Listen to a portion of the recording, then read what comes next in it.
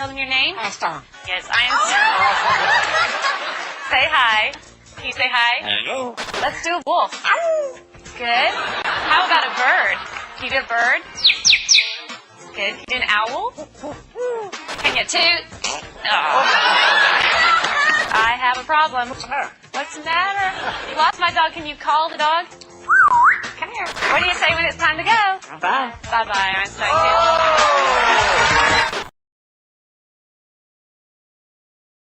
How many, Keith? 2. You're right. What's different? What's different? Color. That's right. And what color bigger? What color bigger?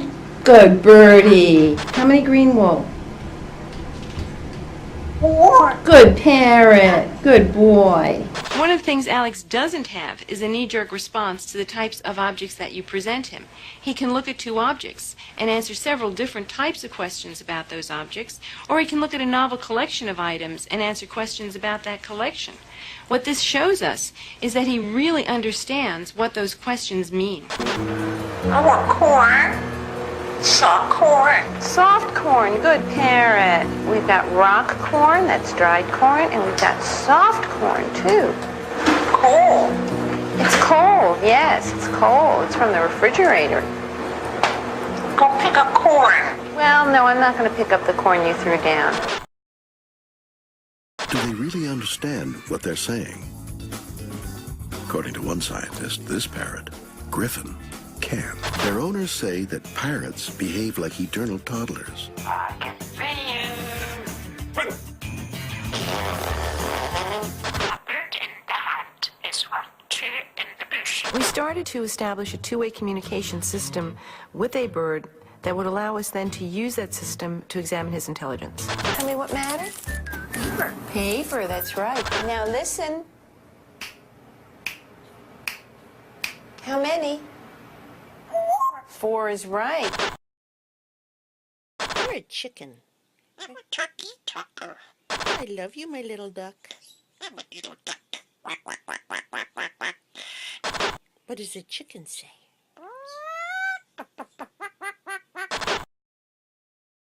Wesley was found by some hikers on the ground. He had nerve damage in his wing, so they needed somebody to be able to take care of him for the rest of his life. So when they asked me if I wanted to do this, it took about 2 seconds for me to say yes, absolutely. Sometimes he would fly down, he'd get really impatient. He'd fly down and I'd pretend to still be asleep. And he would take his beak and just take a hold of my eyelash and open my eye. That big meat shredding beak, he was so gentle with it. Wesley blew away a lot of my misconceptions. He learned to understand my language, not every word, but a lot of sentences. He literally saw me as his mate after a while. And he treated me as if I was. He tried to take care of me. He fed me mice, you know. I had to pretend to eat a mouse every day or he'd get upset. Wesley was unbelievably cuddly, and it blows away the whole myth that owls don't like to be touched. A lot of kids go to the park to see ducks, but 5-year-old Kylie Brown of Freeport, Maine, takes her duck to see the park. Snowflake comes here to swim around the pond and then returns when called, because Snowflake truly believes that Kylie is his mother.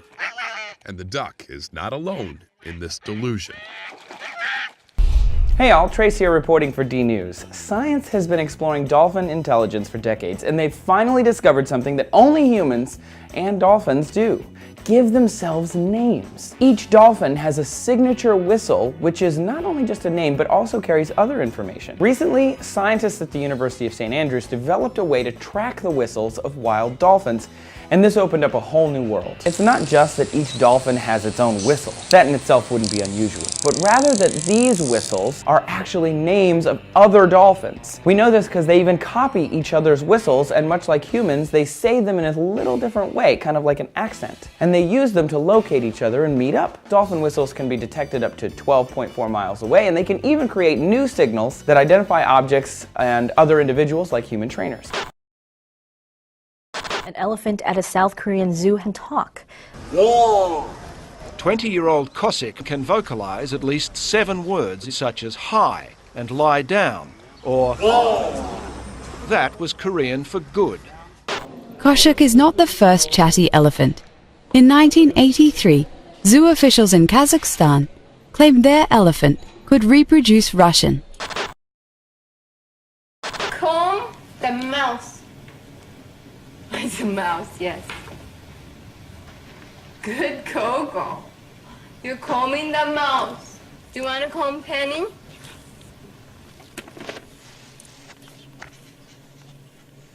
Thank you. Coco's turning her back. This is a sad scene. Oh, honey, it is kind of a sad scene. Good. Is there something I can do for you? Oh, honey, it's sad. I know it's a sad scene. Oh, and they're crying. They are crying on the movie. Oh, honey, and there's trouble, sad trouble, bad. Oh, sweetie, with the mother, yes, the sweet mother, the one who adopted him. She's so sweet.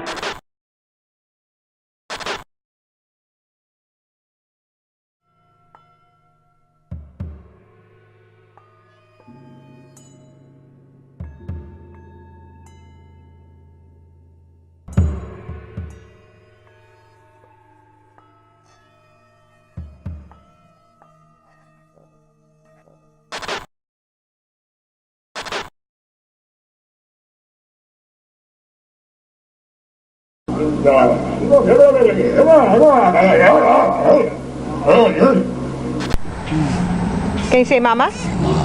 Mama? Mama. Is this for mama? Mama. You love your mama? No. You love mama? Mama. Here, sweetie.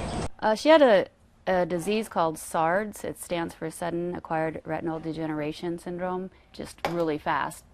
It seemed like overnight. It probably happened within 2 or 3 days. She was seeing fine, and then suddenly she was walking into walls. Hallie paint? I am amazed every time she paints. I mean, she can't see the paper. You'll notice that she'll put her paw out, and she's only done that since she's been blind, so I'm guessing she's trying to feel for the paper, but of course her leg is shorter than her nose, so she can't reach it. So Moses is a red-footed tortoise, a female red-footed tortoise, and she has starred in a couple of these cognition experiments. Many of them involve a radial arm maze. It's a maze that looks like a spoke, and little pieces of food are put at the end of each arm. And what Moses is supposed to do is go get each piece of food from, say, the 8 spokes without retracing her steps, without going again into an arm she's already visited. And studies have shown that she's able to do this much better than she would if she were doing it by chance, picking arms randomly, which suggests that she has a navigational strategy. She seems to be using external landmarks to remember where she's been and where she wants to go. And furthermore, when the researchers take the landmarks away, when they block them by hanging a black curtain around the maze, Moses develops a new strategy. So instead of looking for landmarks, she will systematically explore the maze, going into each arm one after the other progressively. These kinds of lizards in this experiment typically attack their prey from above. They pounce on it. But what happens if you take that strategy away? You maybe put their prey, like an insect larva, in a little cup, and you cover it with a cap. So the lizard can no longer pounce from above. They tested 6 lizards with this experiment, and 2 of them were sort of hopeless. They tried to attack again from above. But the other 4 all found new strategies. 2 of them sort of used their snouts like levers to pry the cap up off the well that contained the insect. The other 2 actually used their mouths to sort of grab the cap and remove it and get the tasty treat inside. And then there's a larger lizard, the monitor lizard, and a more kind of more sophisticated experiment. Describe that one. So this is another study of problem solving, and the monitor lizard is a big carnivorous lizard, so it eats live mice regularly for its prey. So in this experiment, a researcher constructed a large plastic contraption, basically a transparent tube, and put several mice inside. This was, of course, something that the lizards wouldn't normally come across in the wild, so they didn't have a pre-existing strategy for dealing with it. And in order to get at the mice, the lizards had to rotate the tube in a certain way. When they did, the door would pop open and they could get the prey. And all the lizards tested, they learned to rotate this tube in the right way. And they also got better at it in subsequent trials, which suggests that there's actual learning going on, that it's not just luck. And one of the main themes is about is larger than just lizards or turtles. It's about animal intelligence more widely and how it might be more widely distributed than we first thought, that maybe what we think of as smartness in animals is actually happening across a much wider range of species.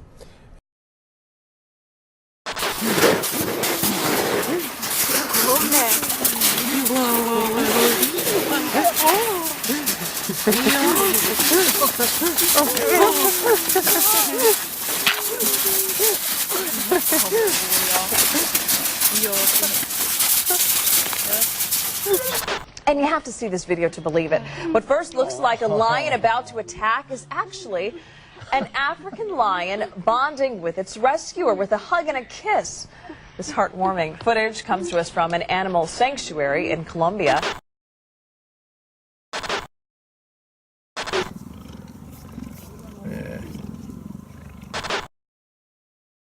Under the moon, tell me I'm shining. I've been doing 105, the back of the alley. It feels like I come.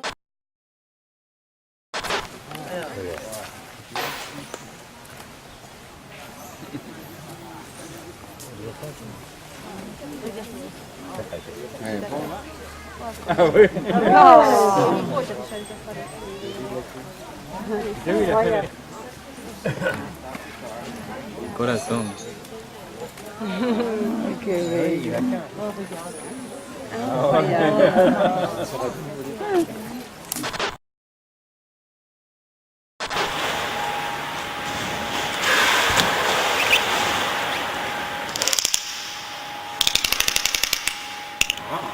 Okay, yeah, that's cool.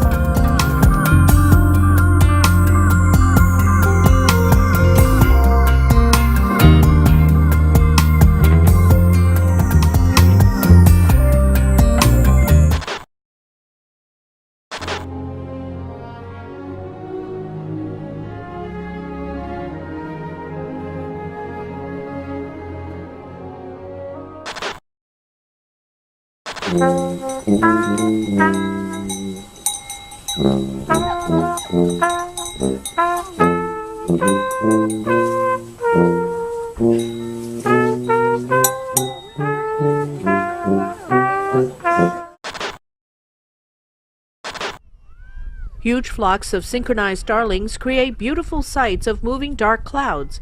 The phenomenon was spotted in the skies of southern Israel on Saturday.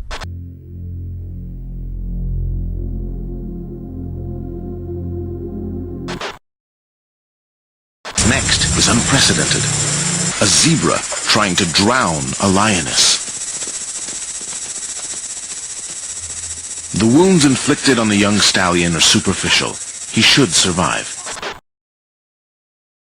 When buffaloes discover lions in a moment of vulnerability, they can act like a lynch mob, motivated by sheer vengeance.